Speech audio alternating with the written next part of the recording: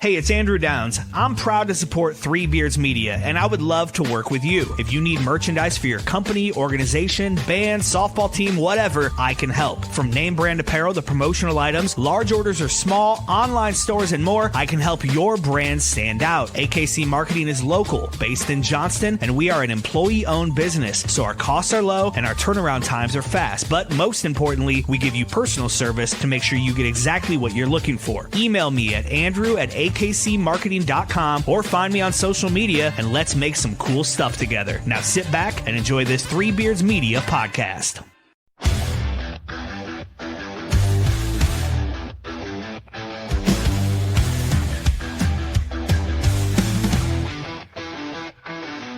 Red and gold on the edge of the sky, feel the rumble, hear the battle cry.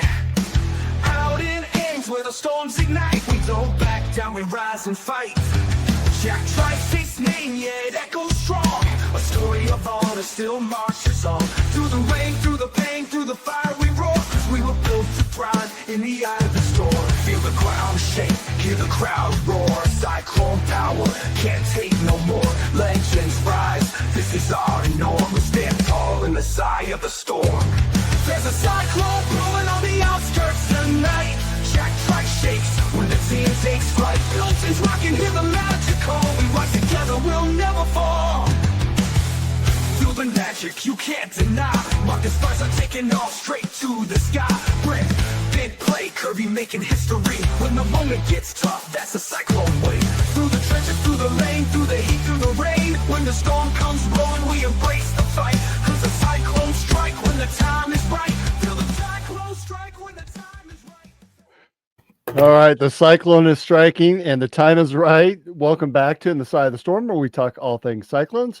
We are live from the AKC Marketing Studio with Andrew Downs and sponsored by Revelton Distilling Company out of Osceola, Iowa, and Dan Douglas with Green Beret Realty. I'm Dave Larson here with my Storm Team partner and Cyclone great, the legend himself, Marcus Pfizer. Marcus, good evening. How are you? I'm doing good, Dave. I wish I was a little bit better. Got a slight headache that's coming down now, but I'm good. How about yourself? You know, I think half of Cyclone Nation is dealing with something right now with injuries and whatnot. Yours just happens to be the migraine headache. And before the show started, we were talking about the different ways to deal with the migraine. And I think we've come up to a very similar solution. If you have any suggestions from Mr. Pfizer and myself on dealing with migraines, some secrets that you have, drop them down in the message box or through one of our social media. We'll grab that and love to hear more from others and how to combat the infamous migraine. So tonight, I have a lot to talk about. Of course, earlier today was the second round game against Cincinnati. We can talk a little BYU rematch that we face the Cougs tomorrow. Injury news as well. We can talk some Big 12 awards. Women's basketball that wrapped up their tournament play on Friday, and just a hodgepodge of other topics. Let's talk first about basketball. The men drop out earlier this week of the top 10 for the first time in 26 weeks, which is absolutely incredible, following their home loss against BYU and then a big win at Kansas State on Saturday. Of course, the Big 12 tournament started this week. Cyclones had that first round bye, played today against Cincinnati, a Cincinnati team, Marcus, that they actually lost to Oklahoma State to close out their Big 12 play on Saturday, then came back and beat the same Oklahoma State team last night, yesterday in the tournament. Cyclones beat the Bearcats today, a game that most of us saw, and had some injury news. 76-56 was the final score in a game that I thought, Marcus, was marred by runs. Cyclones were the first team to make that run, got up, and it felt like the Bearcats just clawed their way back, got within about 6. Cyclones would go on another run. Bearcats would have to fight to get back. And that's something we've seen even this year out of our own team. Can you talk a little bit about how tough that is for a team to try to come back constantly when you're down 12, 14, and then have to try to fight back, and then you're kicked again with a couple big threes or some stellar defense? You're down again by 10, 12, 14, and then have to claw back. What is that like if you're on that side of the coin? Well, it's not fun. I mean, the key is not to get down by them much and have to try to fight your way back. It's very stressful, but the game is a game of runs. It's going to happen on no matter what level that you're playing at. College is a little bit different because you tend to have a lot better 3-point shooters. And if you get down big, everyone pretty much shoots it from deep. If you get down big, it's hard to claw your way back from a hole like that. But we're in the Big 12 tournament. We always know those type things happen. I put in the group early, when Colorado was playing, I said they playing like the old Cyclones of late, when they get down or come into the tournament and play the first 2 games and play extremely well. So to see Cincinnati come out, with some great athletes, they got some great athletes, some good shooters. We knew they weren't going to lay down, but once we buckled down, we were able to finish the job. Good evening to you, Joel, as well. Thanks for watching us on YouTube. Keyshawn Gilbert, Marcus, he's been struggling with what we had heard was a lower leg strain. Had in fact sat out Saturday's game win in Manhattan against Kansas State. Gave it a try today. Did not come out and play after halftime. Really, you could tell he was off his game. I remember saying, I think he only shot like 3 shots, and that's not Keyshawn Gilbert. I remember one of his shots with an errant, wide open 3-pointer. No legs. Just you could tell something is still bothering him. I found it interesting though that he had a heat wrap around the waist, which would lead me to believe that it might be more of a back and nerve issue. Which for those of us who've had back issues, that could be really debilitating. I mean, that's something that's hard to come back. Yeah, that's one of the things. I've been pretty much blessed my whole career, and I guess for life, never to really have a lot of back issues or any back problems at all. I remember as a kid, when I was younger, Jared Honeycutt, he and I laughed about it a couple of days ago, but Jared Honeycutt went to Tulane, played in the NBA. He's a couple years older than me. He went to Grambling High School from Arcadia High School. And so he opened up the gym. And, he was one of the older guys, before me, a hell of a player in Louisiana. So, I was excited. First time meeting him, wanted to play up against him. And he was older, stronger, and I'm playing against him. I drive past him, and he reaches over, and like caught the ball over my shoulder, and it twisted me. Man, it felt like somebody stuck a knife in my liver. And like I just stopped immediately, and I was done. And I remember that was the last time. And so, like, as a kid, you think about, man, is that going to happen again? Is that going to happen again? And by the grace of God, it hadn't happened before, but I remember, that pain. There's nothing you can do when you have like a back injury and stuff like that. Like, it's just, you never know when it's going to happen. And that's the thing. It's one of those things that can, bring you to your knees immediately because of any kind of situation. And as athletes, quick twitch fibers, muscles, your mind just tell you you're just hooping. So you never know when it's going to happen. So, I mean, I'm interested to see, what's the injury report. I mean, at this point, we're speculating. I kind of felt like, we spoke about it before. Maybe we should have rested them a little bit longer, even throughout the Big 12 tournament. I mean, we know we would love to win the tournament, but it's more important once you get into the NCAA tournament. And if we could have given them, a couple of games off, we fared well against Kansas State without them. We fared well against Cincinnati today. So I think if we would have gave them one more day, it would have been a lot better. But, in hindsight, everything is 2020, right? So I want to come back to that topic because for those of you who watch this program or listen on delayed podcast, we have a lot of great debate and great discussion through our text chain that many viewers would love to be a part of. And frankly, that's probably not a good thing for us because some of the things that are said, but that is a topic that I want to get back to because I know you've got some passionate thoughts on that. So Keyshawn did not come back. I agree. I've got concerns. You could, if it is a back, you could throw that out just sneezing or walking up a flight of stairs. It's real easy to do, and it takes a while to fix it. So I don't know that we may not see him next week. I mean, I think we have to be somewhat honest. This has been something apparently that he's been fighting. So I'm at work during the game. I hate these tips. For me, it was 11:30. For you, it was what, 9:30? Yes.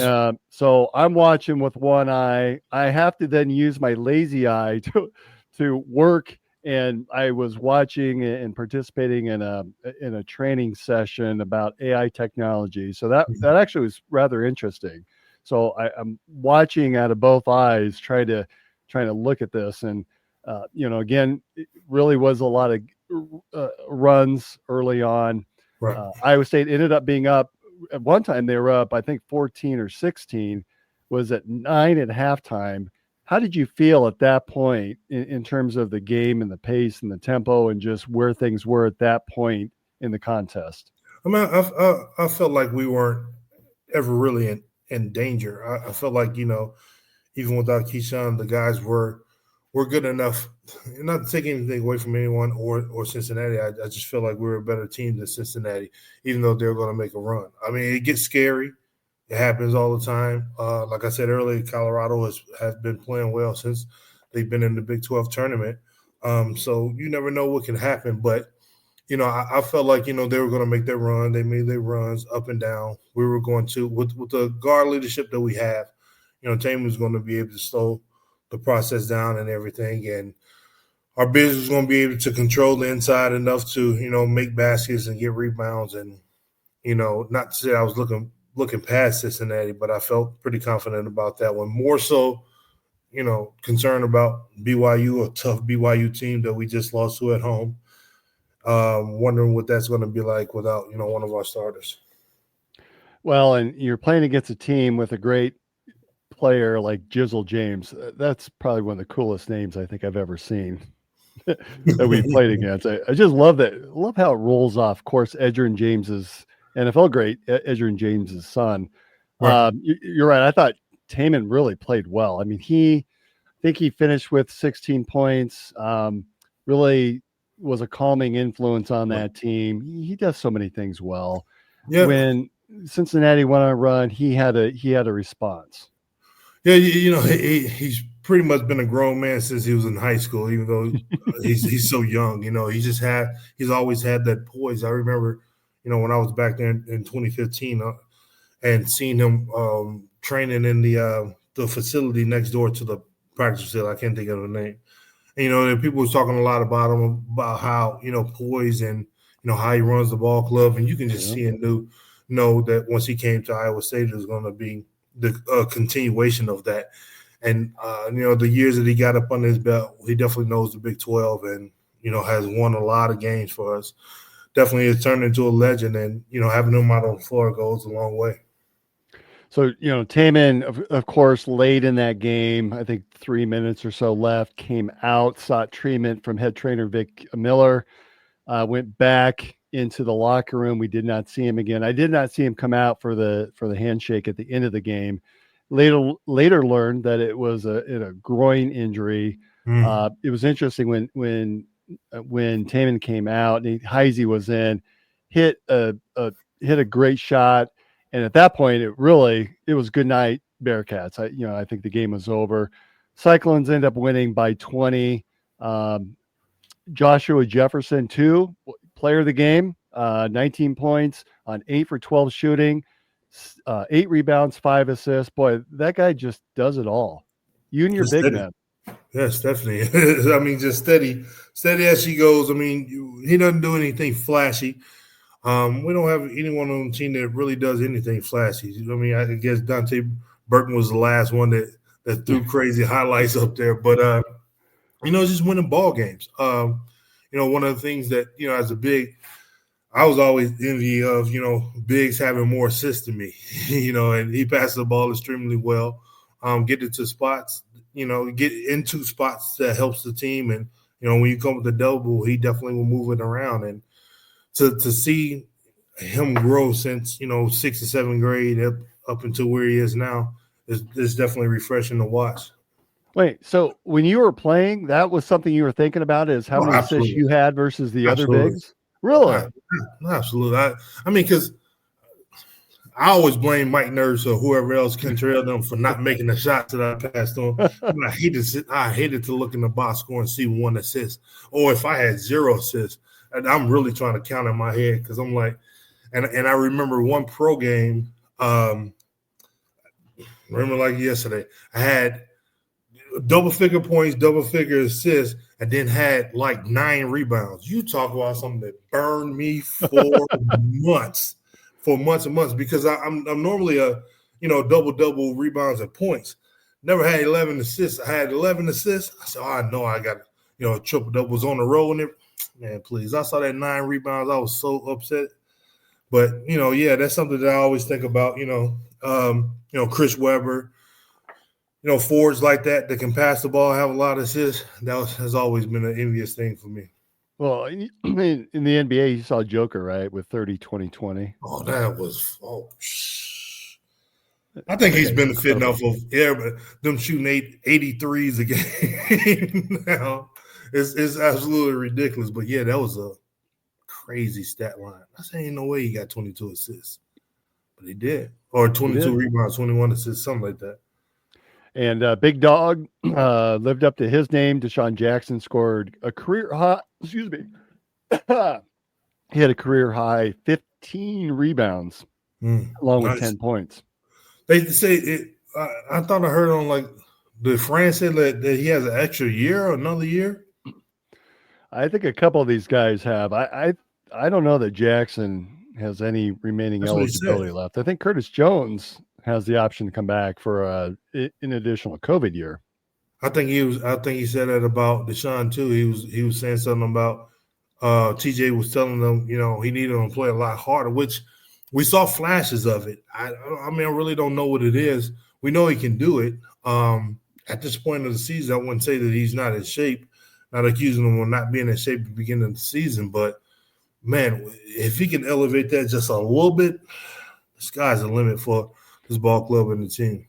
Well, especially when you're a guy, maybe 2 guys down, and you can count on someone like Jackson to get 15 rebounds and clean up the boards. That's huge. Just dominate the inside. We don't need you to block everything like I teach my kids. Just, adjust the shot. Make them throw it a little bit higher than normal, turn around, hit the rim and get the board and go. So that's very, very important. Milan Momcilovic had 10 points, 3 for 5 from 3. Most of his damage, I think, was really done in that first half. Nate Heisey had just 5 points, but boy, you could see his confidence. He's he had that technical foul over the weekend or was it last week? And but 2 for 2 from the field and 4 rebounds. He's you need a guy like that in your lineup that plays tough. Absolutely. Yeah. When you have those type guys, that can break out, at any moment, and even if they don't break out with crazy scoring and things like that, the hustle plays that they do, the defense that they play, the passes that they make, and then the key buckets, having a high percentage from the field goes a long way. And we even saw some Kate Kelderman tonight play the walk-on. Didn't play a ton, but had probably 2 or 3 minutes, primarily for my guess is for defensive reasons. One curious thing that I'm wondering about is, especially if we see more stretches without Keyshawn and even Taman, we'll see more Demarion Watson. I'm a little surprised we haven't seen him as much as we did when a couple of the guys were out earlier this year. He is just I love his game. He's so athletic. He's all over the place. Obviously, TJ knows what he's doing. I'm not going to second question him, but I love Demarion Watson. I'm really looking forward and hoping he gets an opportunity in this tournament. Yeah, me as well. We definitely can use him. Hopefully the guys aren't hurt that bad, but you can never know. You never can tell. We're talking about a groin. That situation is always, iffy. And, I mean, there's no way really to rehab a groin or abductor and all of that type stuff. So anywhere we can plug and play and, the guys can give us some valuable minutes. At this point of the season, it's really about defense. It's really, really about defense. You're not going to see – which is probably why we're seeing Kelderman play, right? You're not going to see a ton of high-scoring games. You shouldn't. But if you do, it's one of those anomalies where, somebody has broke out and got hot. I would love for Curtis to get hot and throw a 30-point one up there, yep. Especially in this tournament. But these are going to be some really, really tough defensive games. You might see someone throw up 41 points like Eddie Brown did, right, on Friday? Well, whatever's clever in that tournament. All right, so Taman has already said he was interviewed after the game. He's already said, "Nah, I'm playing tomorrow." Sounds like TJ's non-committal on Keyshawn Gilbert, though. All right, Marcus Fizer, head coach of the Iowa State Cyclones. You're put in TJ's seat for the weekend, right, in the Big 12 tournament. You know that the NCAA tournament's coming up. Last year, we won. We crushed the Houston Cougars, who didn't seem to matter to anybody, did not move up our seed line last year. Right. Knowing where things are from a health perspective, what do you do as head coach? Do you start to sit players? Do you work on your do different things with rotations, knowing what you don't now? At this point with our key guys, and it's not going to move the needle on the seeding, I'm sitting guys, especially my key guys like Taman and Keyshawn Gilbert and whoever else that may be ailing. I mean, this is the time where we know it's important to want to win the Big 12 tournament. That's very important, and it's a prestigious thing to do. But the bigger picture is the NCAA tournament, and that's one and done. I mean, we lose in the Big 12 tournament. We still fight whoever we're going to get once Selection Sunday comes around. But at this point, with my key guys down and against Houston or a BYU team, full strength, those are formidable foes to go up against. I'm not going to throw them out there, 50%, 75% and risk them really being out, just to try to get through this tournament. I think we're good enough to continuously compete without them. But if they need rest, they need rest. It's just the nature of the game. Injuries are going to happen and going to occur. And with some injuries, you have to rest it. There's, like I said, there's no way to really rehab, a groin. There's no way really, if you have back issues, to really rehab that. I mean, ice and stem and treatment and stuff like that. But, if it's something dealing with the muscle that's pulled or compromised, you got to give that rest. Now, the context of that question has really changed from this weekend, right? I mean, up until then, Keyshawn, we thought was just sitting. Yeah, we thought he was just sitting for Saturday or for that last game of the Big 12 against Kansas State. We thought, okay, makes sense. Get him healthy, get him rested, be ready to go on Wednesday, believing we had 4 games back to back in the Big 12, up to 4 games in the Big 12 tournament. Does your mindset change at all if he is healthy? If he's healthy, yes. Him sitting Saturday, Vic, TJ, all of them know the more of the severity of the injury than we do. But I mean, whatever was going on for him not to play Saturday could be lingering what happened to him in the game today. If it's really, really that tough of an injury, I'll listen. I'm telling you, I would have had to, speak to Cyclone Nation, let them know we're going to put the best team out there to go out there and compete. But we got guys that are ailing, and we know that the bigger picture is the NCAA tournament. We would love to win the Big 12. The Big 12 is tough. And like I said, being 100%, we got some teams that we're going to face that's going to be really, really tough, including possibly that Houston team that we, just completely dismantled last year in the tournament. So if we put these guys out there like that now against them, they're going to, just try to do it. And then with the pride and everything that our guys have, they're going to play 100%. They're going to give it all that they have. And then you go out there and injure yourself worse. What does that, benefit us? So I want to ask you about that. Joel here is on YouTube, and he agrees with you. He says we need the rest and to get ready for the big dance. So let me flip that question around a little bit. Again, the context has changed from our text chain over the weekend where we thought, okay, the goal is to get healthy. Clearly, we've got some guys now that are on the struggle bus. Keyshawn, we're really uncertain about. Taman now with a groin issue. How do you tell a guy like Taman Lipsey who puts his heart and soul out there? How do you tell Joshua Jefferson, who has given us all these guys are competitors, right? They've been working their butts off all season long. They don't want to lose. That they've got some games up here with some revenge in mind. How do you go to them and sit down and say, hey, I'm doing this for the team. Let's get ready for the tournament? Or what's your approach then with some of these guys that they're dogs. They want to win. You're not playing. I mean, simple as that. Like, I have to, because you got to put in the context of little small injuries turn into big injuries if they're not healed completely. I mean, we don't know what the case may be. Knock on wood, Taman groin isn't that bad. One bad turn or whatever, and that thing splits. We're into November, December, until the next year before we see him again healthy, if surgery has to happen and all that type of stuff. And like I said, we don't know the severity of the injuries. I'm sure Vic does and the coaching staff does or whatever.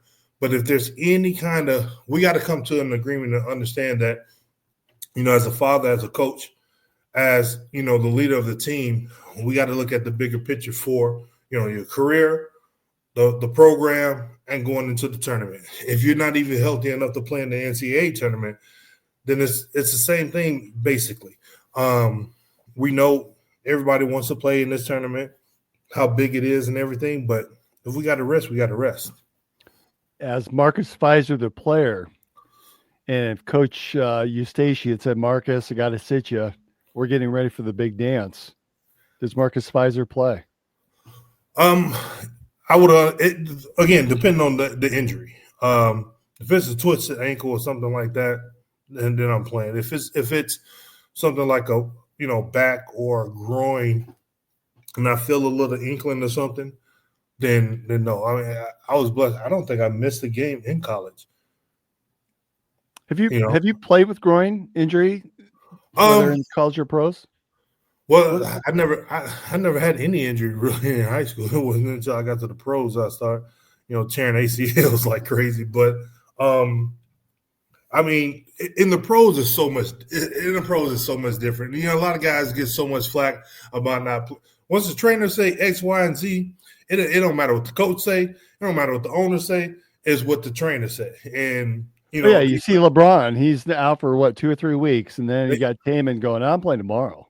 Yeah, it's what the trainer said. A lot of people give Embiid flack about not playing back to back. As a hooper, you want to be out there. Whatever, if they say that you're not playing and you can't go, or the trainer say you can't go, and you go out there, guess who's getting fined? Because if that injury evolves into something bigger, then then it's worse, a lot worse than what expected. So, as a player, it pretty much depends on the injury. If it's something this bad, and the run that we were on, we went into the Big 12 tournament. I was a little bit more pissed off than normal. So it would be hard to say. But if it was going to better benefit our team, making it to the Elite Eight and possibly further, then I would have understood it. All right, so big game tomorrow, same time. I don't know how I'm going to work that one out because I think I'm triple booked that tomorrow. 11:30 tip-off Central against BYU, a team that beat us in Hilton just a few weeks ago. What are your thoughts and expectations? What should we as fans expect to see tomorrow? Well, it depends on who's playing. One, two. We're gonna put our best team out there. If it's not all of the starters, if whatever the case may be. So we're going to assume Keyshawn. We're going to assume Taman's going to be limited. He may not. Let's assume 15, 20 minutes from Taman. What can we expect from rotation from other guys, and what needs to happen in order for us to beat BYU? Well, we can expect Curtis to be moved into the starting lineup. We know the flame he can catch. Heisey is definitely going to up his prowess out there. Momcilovic is going to have to shoot the hell out of the ball. 17 to 20 the attempt game. I mean, just let it fly. I mean, what's the worst case that can happen? They go in, with his ability and his talent. And, our bench has got to control everything on the inside and out. So, play the defense we're capable of doing. Them two key players not playing there, they're going to expect us not to play or be as good as we should be. But I think, we should be okay. I think losing at home to BYU was something that, made them feel like, okay, we should have played better. We could have played better. We ended up losing it like we did at K-State, and there's some things we got to do to, make the game ugly and win it. How about we put Josh Jefferson at point guard? Hell no. Oh, come on. He's fun. I love to watch him bring it up. So right. And then I'm gonna see in the stats that he got 2 rebounds, and I'm gonna be like, Well, but he'll have 12. I bet he has 11 or 12 assists. Possibly, but no. We let him stay at the 4. All right. So Big 12 awards were handed out earlier this week. Mr. Jefferson was named second team All Big 12 and the All Big 12 newcomer on the newcomer team. That's a fourth straight season that Iowa State has had representation, which tells you a lot about our recruiting and ability to bring new guys in that can contribute to the program and to the conference overall. Curtis Jones, no surprise there, first team All Big 12 and 6th man of the year.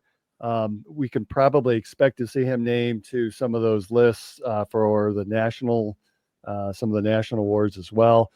Taman Lipsey, third team All Big 12 and first team All Defensive All Big 12. Keyshawn, third team All Big 12. So congratulations. We're getting some recognition from some of those guys, and hats off. Hats off to those Cyclones. Yeah, congrats. I remember one last year when Jamal Tinsley made first team all defense. Was he the defensive player of the year? I don't remember if he was defensive player of the year or he made first.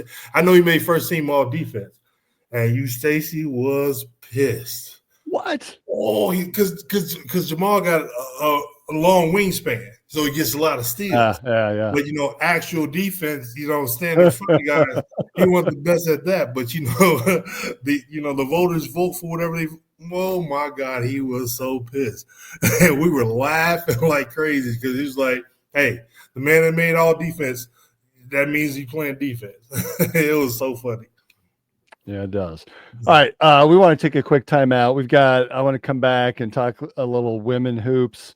And we've got some news coming out of the women's program, as well as some Cyclone football news and maybe a little bit of the NFL talk. So let's hear a quick word from our sponsors, and we'll see everybody on the other side if I can find. There we go. Hey, it's Andrew Downs. I'm proud to support. Making great tasting bourbon requires the perfect combination of ingredients, conditions, and time. The longer it rests, the better it tastes. Revelton Distillery's new single barrel bourbon is made from 80% corn, sourced 100% from Iowa farmers. And unlike mass-produced bourbons, each barrel of Revelton's single barrel bourbon is unique, proofed on when it tastes best. As they like to say, it'll be ready when it's ready. And to ensure the highest standards of quality and flavor, owners Rob and Christy Taylor oversee the production and bottling. Every single barrel. Iowa born, Iowa aged, Iowa bottled. Try the new single barrel bourbon from Iowa's own Revelton Distillery. ReveltonDistillery.com.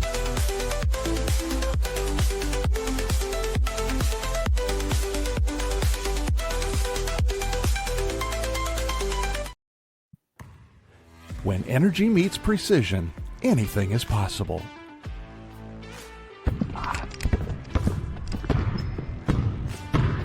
I'm Carter Hawley, the Chief Energy Officer of the Iowa State Cyclones. I'm full of energy on and off the court, but nothing gives me more energy than helping families find their dream home. And that's where Green Beret Realty comes in. They're more than just realtors. They're a team dedicated to getting things right for you and your family, just like we get it right on the court. Sometimes it takes a team to get the call right. And when you're buying a home, you want a team that makes all the right calls. That is Green Beret Realty. And here's the best part. When you buy or sell a home through Dan at Green Beret Realty and mention this ad, he'll make a donation to the We Will Collective, helping student athletes like me thrive on and off the court.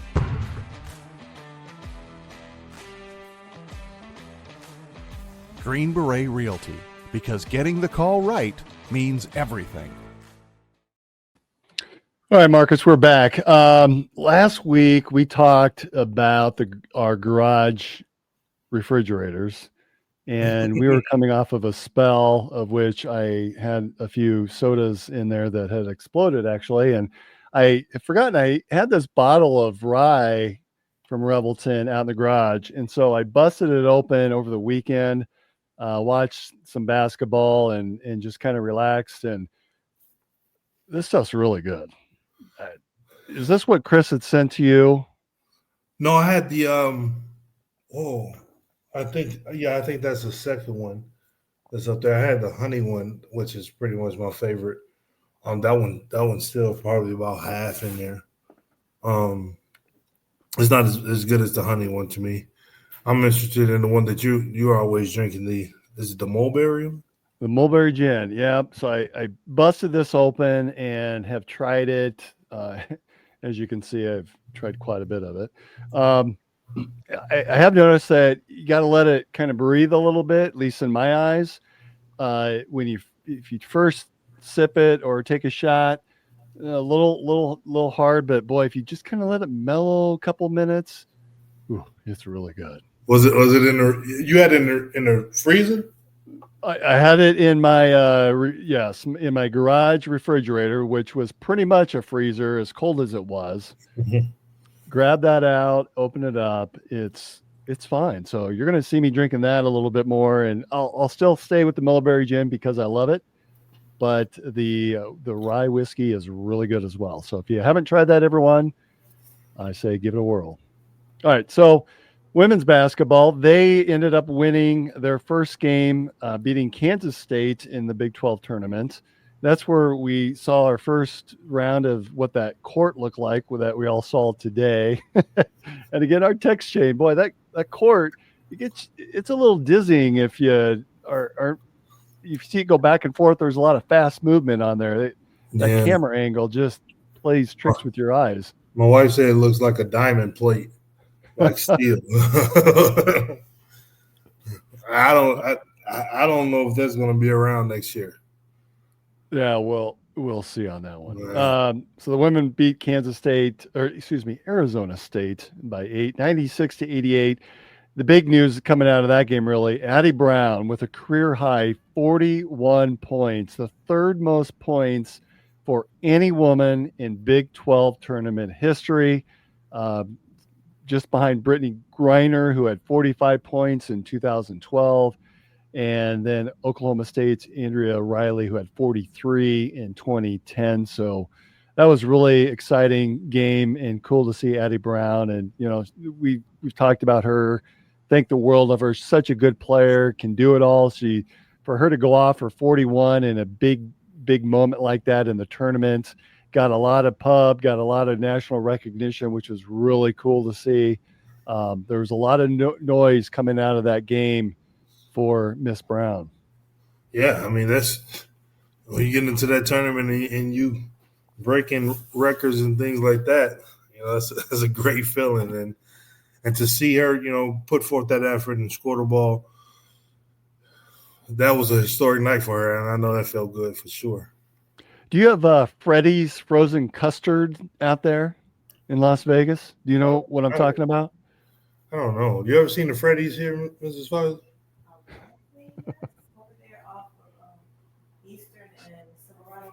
Oh yeah, there's one that we see like over near one of our daughter's schools, but I never had it. It's like has steak burgers and stuff too, right? Yes. Yeah, so that's it, right next to Krispy Kreme.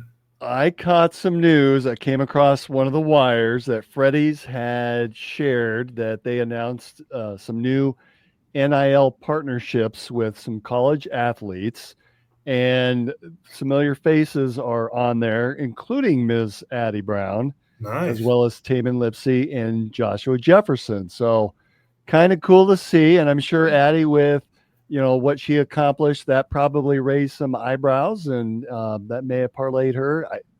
I don't know what the terms are exactly, but kind of cool to see. That is cool to see. Yeah, I don't know how much of custard eaters they are or anything like that, but I know those steak burgers got to be good. Student athletes, they pretty much eat anything. So Joel's back. Joel said that court sucks. I heard the news about it even before the first game. I looked at it. It is kind of cool looking, but it's the factor when the camera pans back and forth. And it depends on how close. Sometimes when the camera is really close and you can see the 12, it's like, oh, that's pretty cool. And then, like you said, when it's panned out and they're moving, like, what the heck is that? So it's kind of like that in between thing, kind of like the NBA playing tournament. I mean, not to play the in-season tournament courts when they first came out with all those crazy colors, and everybody was like, "Whoa!" And it's sometimes bad publicity is good publicity, right? People are talking about it. Well, and was it an NBA All-Star game in Indianapolis a couple of years ago? Wasn't there a wild court out there too that started like this LED trend? Court or something like that? It's like when you started getting too gimmicky with stuff, like with like basketball history and pastime, something you just want them to be, because like the Celtics just lost to my Thunder, OKC Thunder, and like the Celtics the other day, they had never changed their jerseys. This has always been that green and white, same font and all of that. And they had these weird jerseys on the other day, and I said they hadn't done that ever in the history. But once you change it and do something like that, and people know and recognize, it's like, I don't know if I like that too much. Kind of like the Navy jerseys that Larry Stacey brought into the Iowa State. The yellows. No, the yellows was there. He brought the Navy ones. He brought the Navy blue ones in, and man, he got a lot of letters from the alumni. He was like, "Oh, we're playing in the blue." he didn't care. Now, I wonder, the whole uniform color thing continues to harass the Iowa State community. I wonder if fans would prefer the tertiary blue or the black. To me, I like the black much better than the tertiary blue. Yeah, I like the black too. The black really stands out. It's that calming of the difference of the norm. Like they really, really like that light gray or that darkest gray. Those are fine to me. Like those as well. So the women, then they lost Friday night to the 2-seed Baylor by 6. Ultimately, Baylor made it to the championship game, losing 64-59 to a really good TCU team. Yeah. Cyclones finished their regular and tournament season 22-11, and right now just waiting for the NCAA tournament reveal to see where they're going. We expect them to be in the field. I think there's some questions on how high a seed and whether they may have to play in a play-in game in order to continue on. I really hate this long layoff for the ladies, but I imagine the players are probably welcoming it. It's something that the men probably wouldn't mind having at this point in the season. Right. I think with the history and how strong the team has been, the talent that we have, I can see like any kind of play-in situation will happen. I feel like we should be strong until. I mean, the Big 12 is what the Big 12 is. Like, you know, I see like the University of Texas men are on the bubble, and I think their conference record was like 6-11 or something like that. So I'm like, from the history, how good teams how good teams are in the conference and everything like that. That type of stuff really does matter. So we finished strong. We do have a strong team. Do have a lot of good, talented players, and I think that speaks for itself. I need to call you out on something. A couple of minutes ago, you made reference to my OKC Thunder. You've also made reference in the past to my Bulls, my Bucks. How many teams do you have? Well, I played for these organizations. How many teams do you get to have? I mean, What about all of the organizations that you play for? They're all your teams? All of the organizations that you play for. I played in Oklahoma City. I played in Milwaukee. I played in Chicago. I played in Seattle for a little time when they were up in Seattle. So I mean, these are the organizations I play for. The Pelicans, the New Orleans organization. I play for that organization. So those are pretty much my teams. The Thunder, the Bucks, the Bulls, and the Pelicans. All right, I'll give you that. Former women's Cyclone basketball player and really a great player, Ashley Jones, signed a training camp contract with the Atlanta Dream with the WNBA. She's been playing overseas in Europe and was last in the WNBA in 2023. In fact, she split time, I believe, between three different teams: Dallas, who she was drafted by, Phoenix, and then the Las Vegas Aces. She actually has a championship ring because she appeared in 2 games for the Aces. So when they won in 2023, she got a ring for that. I know there's a big difference between the NBA and European ball, or WNBA and European ball. You've played in Europe. What's some of those differences that she can expect now that she's back competing for a spot back in the WNBA? Well, there's always a fine line of when people are trying to understand the differences. To me, European basketball is way harder. I'm not saying that they have the best talent, way harder of leagues and play and everything like that. Is that just because the travel, the language? I mean, just how hard players play and the things that they do versus, in the United States.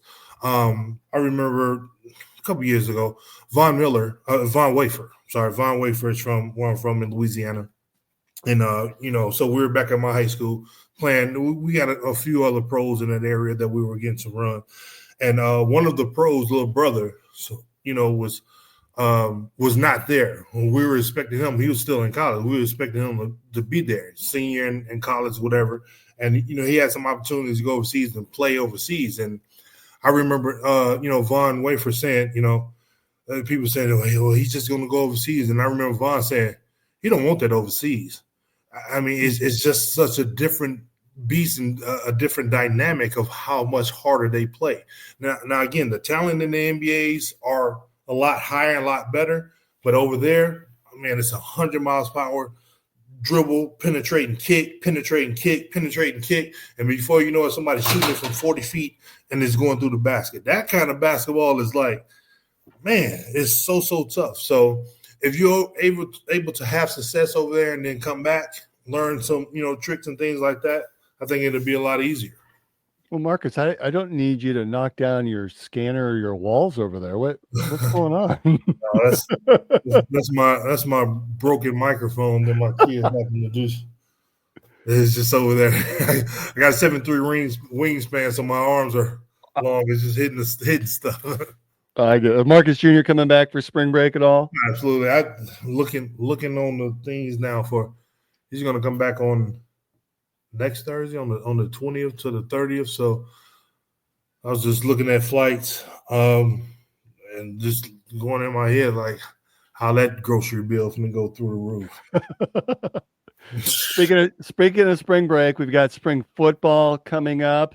Starts March 25th. The football team announced a new hire, former NFL player Bryce Pop, who's been up. I think a lot of us in the Midwest have known him. He played for the Packers for a while. Has been a defensive line coach up at UNI. Comes down to Ames. He'll be an assistant defensive line coach with the Cyclones as well. So that's pretty cool to have someone of his stature and his experience level join as a member of the coaching staff. Yeah, well, we getting some good key guys in to continue this tradition of winning. You know, I met an older couple earlier at the grocery store. Older guy, and he recognized me. He's like, Pfizer for Iowa State, and I know you wearing your Iowa State hat, but he was behind me. He was behind me, and so like when I turned around, he was like, "Yeah." He's like, "I went to Ohio State." He looked like he maybe be about 12, 15 years older than me. He's like, "Yeah, I went to Ohio State." He was like, "Your coach is from my hometown." I was like, "Oh, so yeah, Campbell." I said they confuse Iowa State with Ohio State a lot. I said, but we're both doing pretty well, even though you guys won the national championships. But we think we got a guy, Ohio guy, that's going to move us closer to that feat. So I mean, it's always good to see. All right, so I'm going to call.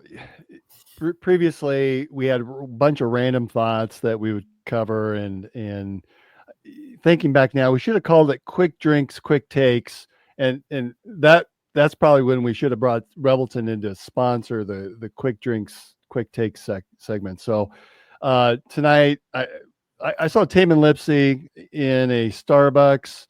I won't say where; it doesn't really matter. It was not in Ames though. And I recognize him because it's Tamin freaking Lipsey. And so gave him a little nod. I have no idea if he remembered me from when he was with All Iowa Tech and my son was on a different team in the program, same age group, but Tamin was at a much higher level. Either way, he doesn't need to know who I am. What's the rules of engagement when schmucks like us see athletes or former athletes that are out in the wild like that, or at a grocery store? Coming from your perspective, Marcus, is it okay just to come up and say, "Hey, you're Marcus Pfizer. I love watching you play." It doesn't matter whether you're a current player, whether you're a former player, retired, if you're a college kid, if you're a professional athlete. What are those rules that we should be abiding by as a fan? I mean, it's always been fine to me. I'm cordial as ever. Like I've always said, I would sign 1 million autographs in a row if I had to, and I would sign none if I don't have to. Like if I can walk past 1 million people, I'm fine with it. If 1 million people recognize me and they want an autograph, I would take my time to do it. It's just if you're in Ames Pizza Pit with your wife at 11:30 on a Thursday night, you're good for that. I'm absolutely good for it. The only pet peeve that I've ever had, like, is in a group of people and it's in a hurry, or we're moving through or whatever, someone stopping you like, just sign one, just this one. I'm like, how can I sign your one? And there's like 40 people out here. Because as soon as you sign that one, then, everyone else is going to keep coming and whatever. But the one rule I've always had, if it's a group of people and somebody want an autograph, whoever gives me that first marker, then I'm using that marker to sign everybody. So you wait until everybody else is done. But, if the people are not in a hurry, I've always been fine with it. If I'm, trying to scoot away, there's reason to scoot away, then there's a reason for me to scoot away. But other than that, I'm like, I stood there and talked with them for a couple of minutes, and, we went our separate ways. I was traveling for work one year. I was in Denver, and the Miami Heat were in town to play the Nuggets. And where I was staying, the Heat were staying as well, and hopped on an elevator. It's Dwayne Wade and Chris Bosh. I'm like, it's Dwayne Wade and Chris Bosh. I'm like, I just tongue-tied. I couldn't say anything. I'm like, they knew who they are. I didn't have a pen on me to be able to ask for an autograph, but I thought that was pretty cool. We had the same agent when they both came out. I took them both to get their first car. Oh, really? Yeah, we had the same agent when they both came out. That's awesome. In other news, we've all been paying attention. NFL free agency started up. Just a lot of insane money that's going out right now. Crazy, How much value do you as a player and it's too bad Brent's not here to kind of talk a little bit about this too, but how much value do you look at the contract, the finances of the contract, and weigh that with the team that you're with, or the team that you want to be with, or the community, or the city that, how much weight do you put in? For example, what's his name? Joey Bosa goes from San Diego to Buffalo. Mm-hmm. Buffalo's going to be a really good team. I can see why you would sign with Buffalo. It's just a 1-year contract though, but boy, San Diego is just a beautiful city. So I started thinking about like, okay, if I'm in those shoes, yeah, I want to go to a team I could play for and that's on the cusp of a championship. Buffalo's in that boat. But then there are other signings that, yeah, I'm going to go sign with the Colts. Well, Colts aren't really going anywhere. So how much weight do you put in the value of the money versus the city and the team? Well, it all goes in together with everything. For the most part, a lot of times as a professional athlete, you spend a lot of time practicing, playing, and things like that. So people talk about, it's cold here or it's so nice in Miami and all of that. If it's somewhere, you're in a gym the whole time too. I mean, all right. So you're in the gym and you're going outside getting in $100,000 vehicle. So it's not they're warmed up after practice at the game. So you're really not paying attention to that. And especially the first and the 15 when you get paid, that definitely changes things a lot too. So at that point, it really, really matters, how good the ball club is, I guess, unless you're what's the guy in Cleveland? I forget his the DN that just signed that wanted to trade. But Myles Garrett. Yeah, he wanted to trade. He wasn't going to stay in Cleveland anymore. Right. And then they said, we're going to here's a bucket of money. Right. So, hey, so maybe this is Disneyland after a while. So all of it goes in together. For a guy like Joey, I was surprised that he went from, like San Diego too, but just like you said, that's a pretty good football team. And, that's on the cusp of they having a great season. You have a great season, then, it's going to be more than the 1-year deal going forward. You win the Super Bowl, you end up like the young fella from my neck of the woods, Milton Williams, that went to Louisiana Tech, got a huge bag for winning, playing extremely well. So it is what it is. Like there come sacrifices and everything, but with those kind of checks and things like that, you pretty much would play in Beirut if you had to. All right. Well, Marcus, Sunday is going to be a big day. It's Selection Sunday. I'm sure next week we'll have a lot to talk about in terms of brackets. We teased last week about maybe having a selection show where we could have some callers calling in and going through like, okay, what team do you take, and just having some fun with that. To be honest, we haven't done anything on that yet. We need to talk to Chris about figuring out how to see if that works. But so we still need to do that. Pay attention to all of our social media about that. And join the Three Beards Media Bracket Challenge. Chris Shipley set this up last year. It was a lot of fun. Yours truly, I totally blew it. I did not do well. So you'll see more on social media on that, but I want to invite everyone to participate in that program. There's going to be a men's bracket challenge and a women's bracket challenge. So 2 different brackets, 2 opportunities to win.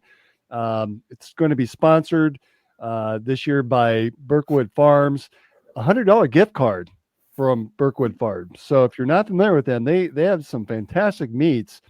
And so with the national championship game ending in early April, that's going to make for a heck of an Easter feast for you and your family. Again, 2 chances. There's a men's challenge for the men's tournament, and boom, there's a women's challenge as well. So hoping that everyone can join us for those. Be paying attention to the Three Beards Media social media accounts for that. Chris will make sure he gets that out. And if you haven't stopped in yet, take a peek into Coach's Kolaches. Say hello to Brent. He's usually the first one there in the mornings. And so I literally like 6 o'clock is sleeping in for him. So get in there early, stop in and see Brent. Marcus, it's so good to see you again. Thanks to everyone for joining us tonight. It's been fun interacting. Thank you to our sponsors. Without them, really, this wouldn't be possible. Revelton Distilling Company, thank you. Green Beret Realty, appreciate you over there, Dan, and also to our studio sponsor, Andrew Downs and AKC Marketing. So tomorrow, big game, BYU at 11:30. That's it, everyone. Good night, and go Cyclones. Go Cyclones.